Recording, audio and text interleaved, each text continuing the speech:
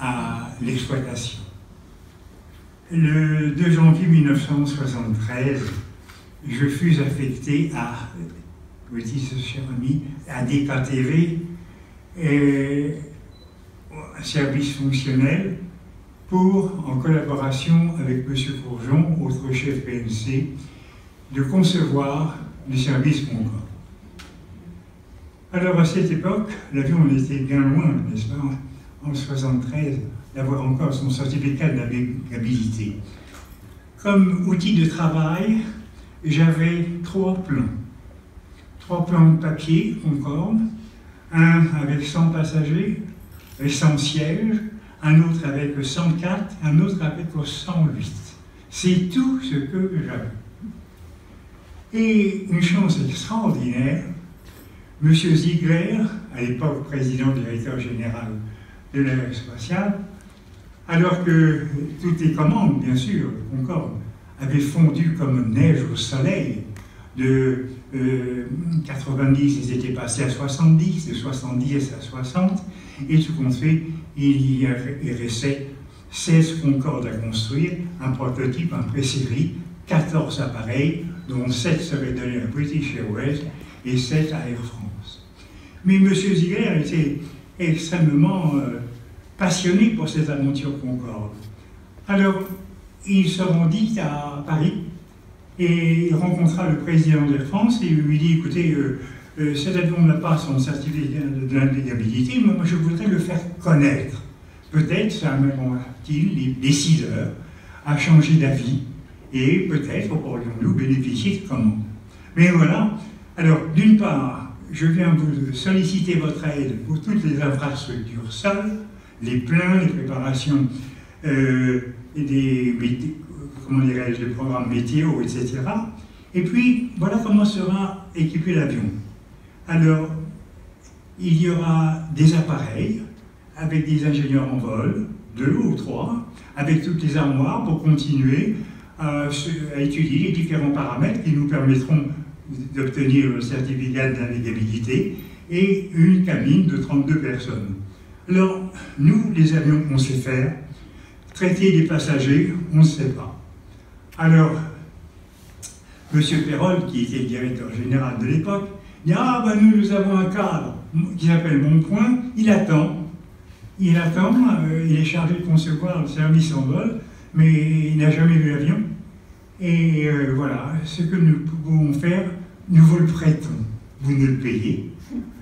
Et vous prenez pour lui, bien sûr, une assurance particulière parce que sur un prototype, l'assurance faible de licence normale ne fonctionne pas. Sur un avion pré-série, sur un avion qui n'a pas son certificat de navigabilité. D'autre part, le syndicat national du personnel navigation-commercial ne voulait pas que les PNC Air France volent sur ce Concorde, mais c'était ma décision. Je l'ai prise avec beaucoup d'amour pour la créativité que cela représentait. Et très rapidement, je me suis rendu à Toulouse et ma première rencontre avec M. Turca a été quelque peu orageuse. Elle était quelque peu orageuse parce que l'avion était en gare, toujours entouré d'un tas de matériel, de passerelles, etc., etc. Et je lui dis, monsieur, moi, avant de monter dans cet avion avec des passagers, je veux contrôler le fonctionnement de tous les matériels de sécurité, d'évacuation, etc. Il me dit, il n'en est pas question, il faut vider le regard. Je dis, écoutez, je suis désolé, ou on le fait, ou je rentre à la maison, Air France. Alors, ça s'est fait, et nous avons pu faire les exercices de sécurité. Et il y avait 2 hôtesses et 2 stewards qui étaient des gens qui avaient été recrutés par l'aérospatiale. Ils n'étaient pas un détenteur de certificat de sécurité sauvetage, mais comme vous le savez, peut-être il faut un certificat pour 50 passagers, il y en avait 32, et en mien, il n'y avait pas eu de problème. Et j'ai eu la chance de faire mon premier vol Concorde le 13 janvier 1973, où l'équipe m'a invité à un vol d'entraînement sans passagers, de partir avec eux. Et c'est là qu'a commencé cette aventure, et où j'ai fait connaissance de gens exceptionnels, tels qu'Henri Perrier, tels que nos amis Rétif, tels que nos amis Pingré, tous ces gens, Francky, ces gens qui étaient fabuleusement compétents, bien sûr, mais surtout amoureux, motivés, et qui seraient fait tuer pour Concorde. C'était extraordinaire. Il a fallu... nous avons créé une famille, et ce lien, c'était l'avion. Nous voulions absolument que ça réussisse. Alors, ce qu'il faut que je vous dise, parce que ça, vous ne lirez nulle part, c'est qu'Air France, à cette époque-là, voyait d'un très mauvais œil arriver Concorde. Et il y avait deux blocs, il y avait les pro-Concorde et les anti-Concorde. Moi, on m'appelait Mike 2, et on me disait, ton avion fantôme, il arrive ou il n'arrive pas? Parce que le certificat d'ambiguïté se faisait attendre. Et il faut comprendre, Air France était en train de traiter le 747, le premier type du 747, qui, avec 100 tonnes de kérosène, vous emmène 280 passagers plus 10 tonnes de fret. Alors que pour Concorde, 187 tonnes au décollage, 88 tonnes de kérosène de JP5 à consommer pour ne transporter que 100 passagers, n'est-ce pas? Et pour prendre un exemple, lors de l'exploitation, lorsque l'on est à Rio et que les passagers avaient des suppléments d'équipage, des suppléments de bagages, les bagages n'étaient pas embarqués à bord de Concorde. On ne leur faisait pas payer le supplément de bagages et ils arrivaient à Rio par le 747. Mais revenons à nos moutons. Et je fis donc plusieurs vols comme ça, sans passagers, et je me suis rendu compte que cet avion avait un schéma de vol tout à fait particulier. Et que, automatiquement, il faudrait mettre sur pied un service totalement différent. Pourquoi? D'abord pour l'étroitesse de l'avion, important. Pour les questions de poids, on m'a dit, mon point, vous avez 1 tonne, c'est-à-dire 10 kilos par passager. Par comparaison, pour un passager première classe sur 747, c'est 17 kilos. Par ce poids, on entend non seulement les denrées, les boissons et le matériel hôtelier. On ne fait pas la même chose avec 17 kilos et 10 kilos. D'autre part, le temps de vol sur un Paris-New York est relativement réduit en temps utilisable par rapport à un 747 de l'époque où il y avait, pour traiter 36 passagers, il y avait 6 PMC pour 36. Et que sur Concorde, il y avait 6 passagers pour 100 passagers. Alors, M. Ziegler, en accord bien sûr avec la direction des essais en vol de l'aérospatiale, a présenté un programme d'essai. Ce programme d'essai intéressait le Moyen-Orient, parce qu'on pensait qu'on pourrait vendre des avions à Iran Air. Ensuite, il y avait le programme Amérique du Sud, c'est-à-dire Buenos Aires, Rio. L'Amérique centrale, avec les Antilles, Caracas.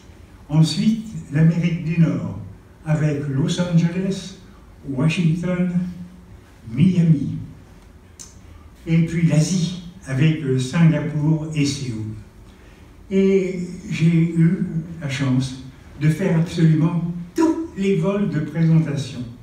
Alors, ces vols de présentation sont riches en anecdotes. Je vais vous en citer une. Par exemple, c'est dans le plus grand secret que nous décollâmes d'Istres avec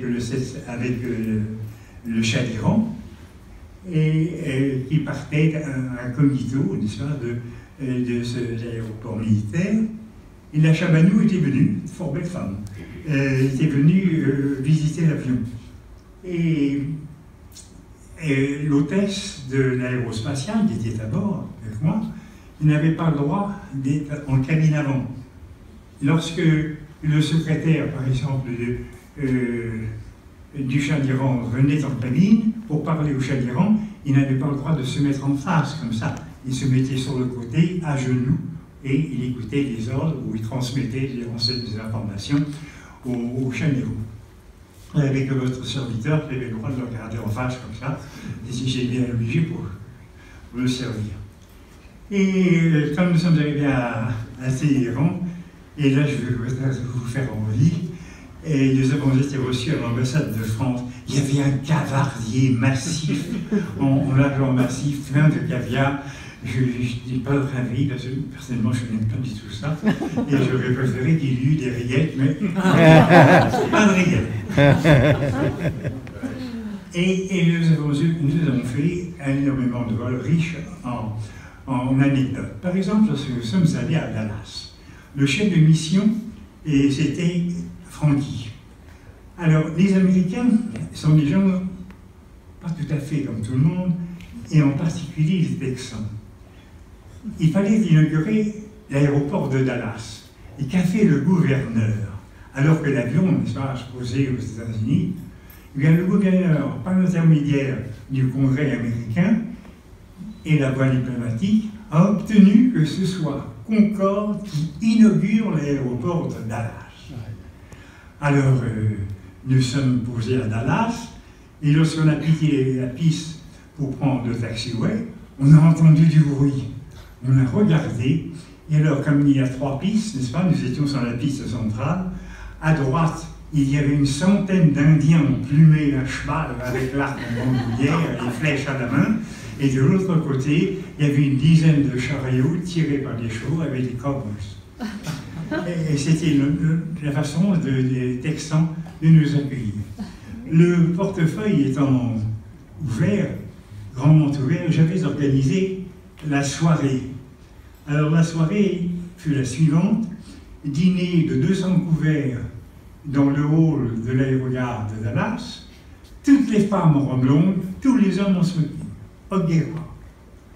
J'avais pris contact avec la douane, et en passant par la douane française, et en montant avec l'appui bien sûr de la Direction générale d'Air France, et pour pouvoir, sans payer le droit, envoyer champagne, foie gras, etc. Et nous avons fait donc un dîner assez extraordinaire, tout à fait français, et qui a eu beaucoup de succès. Oh, par la suite, nous avions nos affaires, c'était dans le menu, d'ailleurs c'était écrit, et si vous voulez visiter Concorde, nous aurons plaisir de donner suite à votre demande. Alors, les hôtesses étaient en robe longue, et les soirs, nous étions en smoking. Alors, on entrait, les passagers montaient par la porte talon, gauche. Et il y avait une hôtesse qui mettait la main comme ça parce que la porte est basse. Et les Texans sont grands. Alors pour éviter qu'ils ne se bossent le front, comme ça, ils se baissaient. Et quand ils passaient devant, à l'avant, il y avait une hôtesse et un steward. Et le steward donnait aux hommes une pochette, pas une pochette, une trousse de toilette de chez Hermès, n'est-ce pas? Et à chaque femme, un flacon king size, ou opium, ou number 5 de Chanel, etc., etc. Il traversait, et moi j'étais en bas de l'escabeau l'arrière, avec une gerbe de roses jaunes, l'emblème du Texas, et j'offrais une rose à chaque femme qui descendait de l'avion. C'était un rôle qui ne fut pas désagréable du tout. Et autre anecdote, c'est lorsque nous sommes allés à Séoul,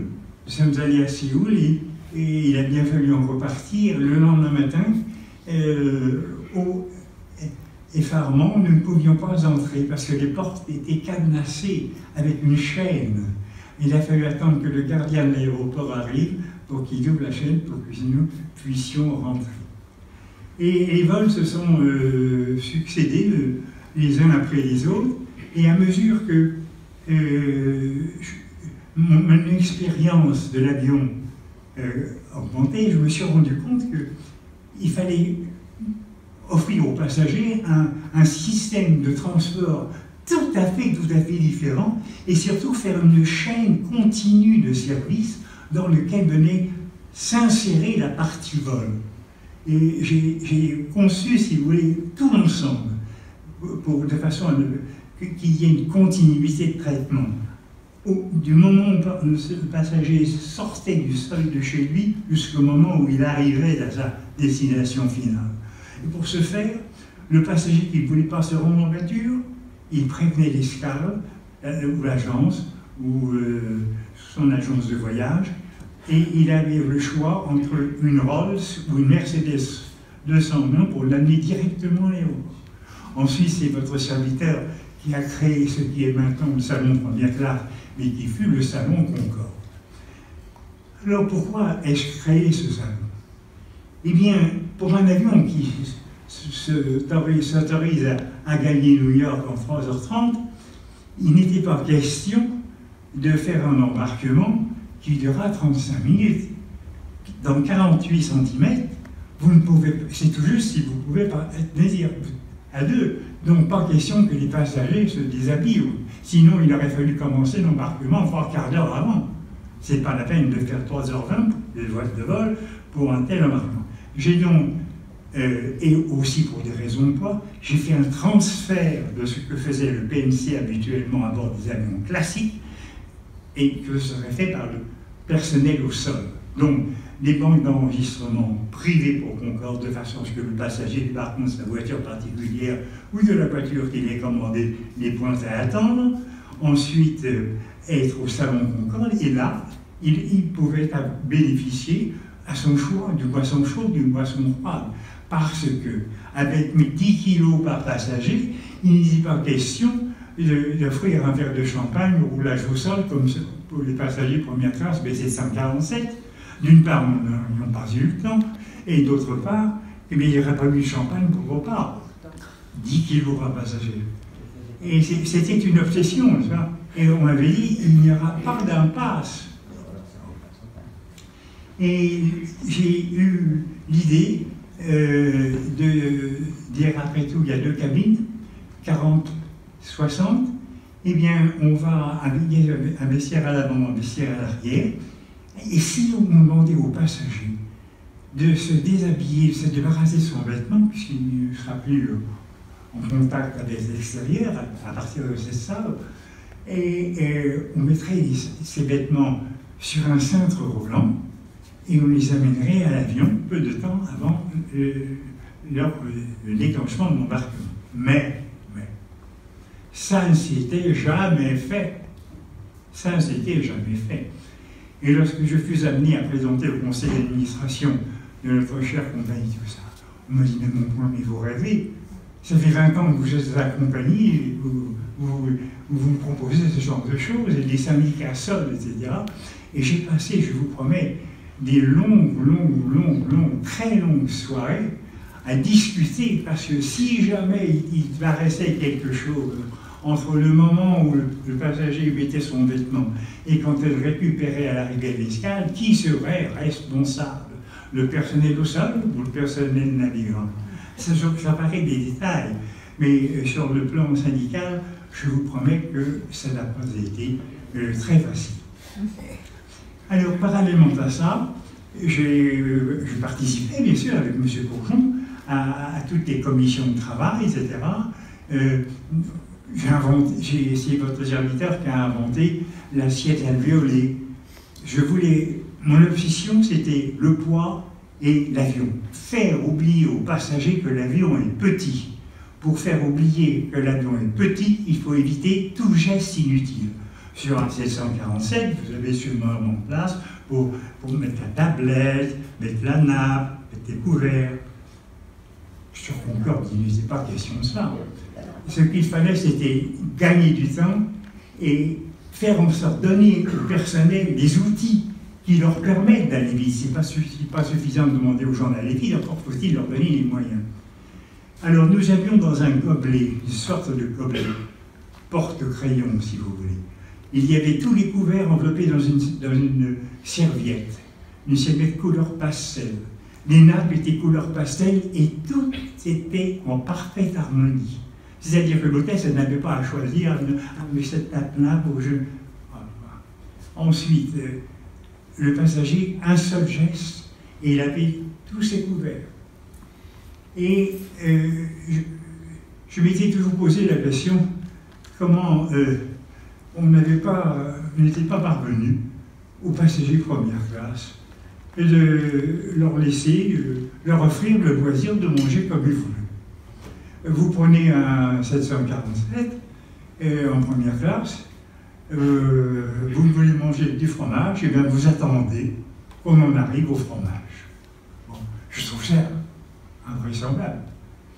Alors, j'avais conçu le montage des commodipress de façon, les commodipress, ce sont des trolley, vous savez, dans lesquels sont les plateaux, de telle façon que le passager puisse, par exemple, ne prendre que l'entrée. L'entrée, grâce à l'assiette alvéolée, contenait deux choses. En général, on mettait par exemple 75 grammes de foie gras, et de l'autre côté 50 grammes de caviar, ou alors autre chose, enfin tout ce qui est possible, imaginable et imaginaire. Et le passager pouvait directement passer à un élément chaud, et si le passager, étant d'ailleurs d'arriver à New York, savait qu'il allait être attendu, pouvait prendre directement le dessert sans attendre. Je dis bien sans attendre. Alors, il y a eu le problème de la décoration de la cabine. Alors là, ça n'a pas été très facile. Une cellule Concorde avait été construite à côté de la SFP, section de formation du personnel, et équipée avec les fours qui permettent de simuler, de réaliser ça, et même trouver les mêmes conditions qu'en vol. Et sachez, pour les gens qui ne le sachent pas, que par exemple, on ne peut rien préparer à la crème. Avec des différences de pression, ça tourne. Pendant que la crème est éliminée. Faire de la viande rouge, c'était pas particulièrement facile, mais on y arrivait.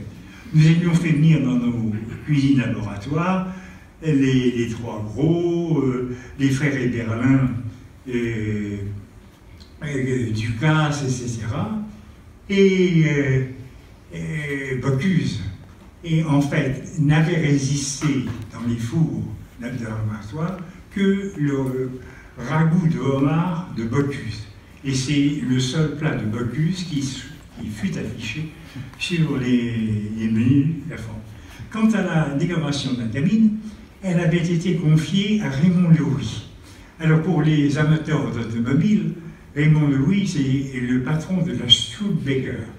C'était le CEI, Centre d'éthique internationale. Et il m'avait dit, Mr. Montpoint, vous direz à vos hostesses, lors de l'embarcation, de prendre une bombe, un perfume, et pour les femmes qui passeraient, faire... Quant à la moquette qui avait été choisie, c'était une moquette champagne, qui allait jusqu'à la barre du revêtement du cockpit. Et quand j'ai vu ça, j'ai dit à M. Perrol, j'ai dit, mais mon rêve. Et j'entendais les femmes des directeurs qui disaient, oh, que c'est beau, oh, faut que je me renseigne. Dans mon salon, ça va être absolument parfait. Bon. Mais un avion, c'est un avion. Alors, j'avais obtenu, j'avais l'oreille de M. Perrol. Et je dis qu'on changea la maquette et que l'on ait une maquette tout à fait classique, un peu passe-partout, qui était bleu marine avec des petits points blancs discrets et des petits points rouges, quelque chose qui soit à la fois esthétique et pas salissant. Et bien sûr, la suggestion de M. Raymond Louis quant au fait de parfumer les femmes, ça n'a pas été entériné. Et comme je l'ai dit tout à l'heure en présentant Mademoiselle Nenbeu, parallèlement à cela, on a préparé les critères de sélection et ensuite j'ai établi le programme de formation qui a été délivré aux stagiaires par des instructeurs. Alors, ce que je voudrais maintenant, je vous en ai dit quasiment assez. J'aimerais, si vous aviez, pour que ce soit vivant, si vous avez des questions à poser sur cet aspect commercial, que vous le fassiez. Si j'ai la possibilité d'y répondre, je le ferai fort volontiers. Subsonique. Et pour qui ça? C'est la raison de ces lèvres à l'entrée des réacteurs. Et l'avion bascule, bam bam, descend, et on a écourté, bien sûr, on s'est posé. Et je revois encore M. Ziegler descendant en premier et me disant « Oh là là, vous n'avez pas eu peur ?» Je dis oui, comme tout le monde. Et il a fallu attendre que Toulouse renvoie des pièces. On a prolongé le séjour. Et ensuite, on a fait vol retour. La préparation des vols. Et Turca me dit, Claude, vous avez déjà fait les verticales pour le Nord? Ben, je lui dis, des dizaines et des dizaines en constellation et en super-constellation. Et il me dit, moi, je vais en faire une verticale pour le Nord. Francky lui dit, mais tu es complètement fou. Ça nous rallonge. L'avion est dans un état tel qu'il faut qu'on le ramène quand même à Toulouse. Il n'est pas question. Je te dis qu'on va faire une verticale pour le Nord. Le Francky prend une crise, balance le dossier de vol, et on a fait une verticale pour le Nord. Et on est rentré en subsonique, jusqu'à Toulouse, et mon travail consistait toujours à faire le tour de l'avion, voir s'il n'y avait pas un document qui traîne, etc. Et j'arrive, et je vois encore André Turca qui est à bord. Et je lui dis, mais vous n'êtes pas encore descendu? Il me dit, non, descendez. Mais je suis habitué, je descends le germier pour regarder. Il me dit, descendez. Je pars, je descends, je reste en bas, et je vois sortir de sa sacoche une bande qu'il avait fait imprimer, ou certainement en Courage. Il la colle au-dessus de la porte. Il se fait photographier et c'était écrit sur la bande « We flew over the Northern Pole ». Anecdote. Voilà. C'est une jolie de Maurice. Djibouti, le Moyen-Orient sur lequel j'ai eu à lancer le PNC Airbus, et l'autre côté, Montréal, Chicago, Los Angeles. Et mon travail consistait bien sûr à gérer ce personnel, à suivre son complément de formation éventuellement, sa notation, ses avancements, etc. Le tour de contrôler les livres, les tours de service, enfin ce que doit faire un chef de division.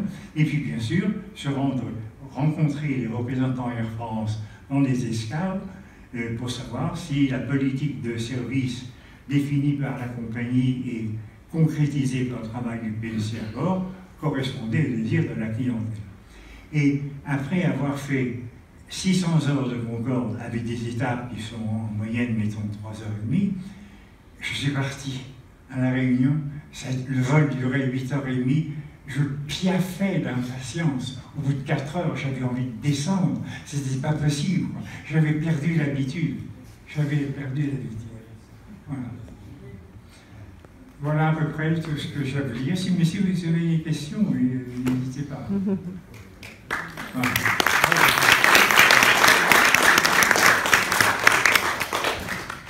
Voilà, monsieur. Oui, alors je voudrais revenir sur Istres, le vol Istres-Téhéran, parce que vous m'avez donné une anecdote et vous avez rendu un hommage au mécanicien de piste. Ah oui, oui, oui, je voudrais vous dire une chose. C'est peut-être ce que j'ai retenu de meilleur dans cette période pré-exploitation, ça a été les qualités des hommes extraordinaires. Les Defferre, les Franqui, les Rétif, les André Blanc, les Turcats, quels que soient leurs défauts, quels que soient les miens, mais des gens absolument passionnés. Et non seulement les navigants étaient passionnés, mais les gens de l'entretien au sol l'étaient également. Lorsqu'on est parti d'Istres, lorsqu'on est parti d'Istres, bien sûr, l'avion était arrêté, le Concorde était là, et avec bien sûr toute l'équipe habituelle de Toulouse. Et il est arrivé, je ne sais pas si c'est arrivé après l'atterrissage, pendant le roulage au sol, etc., je ne sais rien, mais il y a eu une panne. Et il a fallu la réparer. Et ils ne trouvaient pas la panne. Ils ne trouvaient pas la panne, ils ont travaillé jusqu'au moment où ils l'ont trouvée. Et j'ai vu le responsable de l'équipe, il pleurait de joie. Je vous jure que c'est vrai. Il pleurait de joie, il avait rempli sa mission. Et c'est ça qui était extraordinaire. C'est cet avion, c'était le lien qui a entouré cette famille. Et puis vous savez, des gens comme Franqui, Defferre, etc., ils ne roulaient pas des mécaniques. Ça, c'est extraordinaire. Ils faisaient des choses exemplaires sur un avion totalement nouveau, mais c'était des gens simples, abordables, qui n'avaient pas l'esprit de classe entre PNC, PNT, personnel au sol, personnel navigant. Tout le monde c'était la famille Concorde. Et tout à l'heure, sur le lit qu'on m'a fait passer au restaurant, j'ai dit la chance que nous avons eue de retrouver pour quelques heures la famille Concorde. Voilà, merci.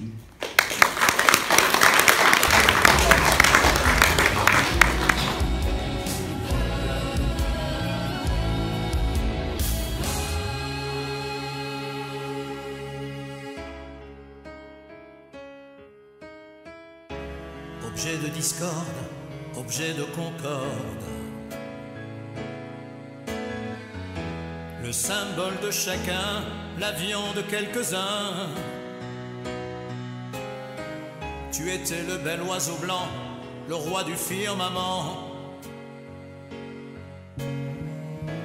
Objet de discorde, objet de concorde, de la ville rose, tu déployais tes ailes, au plus haut sans faire de pause, pour conquérir le ciel. Le son de l'azur, tu en brisais le mur, surfer au-delà du temps, reliant les continents. Objet de discorde, objet de concorde, juste un symbole public pour un avion unique. Et ton mythe survit dans les cœurs, les esprits. Objet de discorde, objet de concorde. Quand tu t'es lancé de ton aile gothique, les passants eux s'arrêtaient pour voir l'avion mythique. Ta technologie relevait un défi, te propulser comme l'éclair, vaincre les fuseaux horaires. Étoile filante, transatlantique, c'est par un bel après-midi que l'effroyable tragédie brise à ton règne supersonique.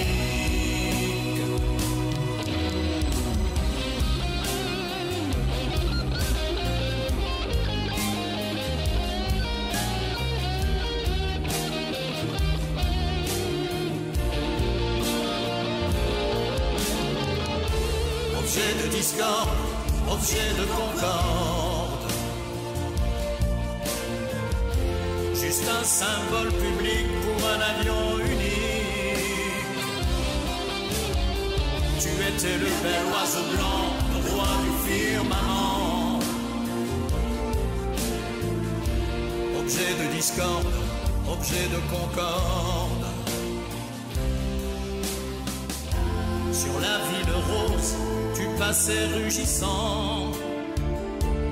Dans un musée tu reposes. Sur le sol, impuissant. Ton cœur se brisant de ne plus voir l'horizon. Mais l'argent et la raison ont fait de toi un gisant.